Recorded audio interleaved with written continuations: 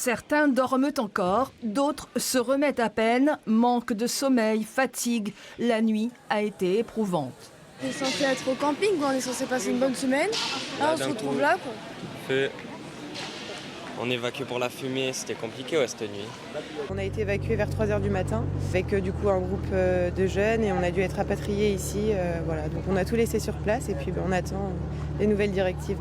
Il est 2h du matin lorsque la ville de la Teste-de-Buch active le plan communal de sauvegarde. Tous les campings du cordon dunaire sont alors évacués. On a été évacués cette nuit à 3h30 du matin en fait. Comment ça s'est passé? On a entendu du bruit dans le camping, donc on s'est réveillés et puis on nous a dit oui, il faut être évacué, il faut partir. Prenez le peu d'affaires que vous avez et partez. C'était calme, c'était bien organisé. Et tout est bien à l'instant. On attend. Jusqu'au petit matin, 6000 vacanciers sont pris en charge, notamment dans ce parc des expositions. Tout a été très bien organisé, très bien géré. La commune a été très réactive, on a été accueillis chaleureusement. C'est vrai que c'est quand même sympathique du coup.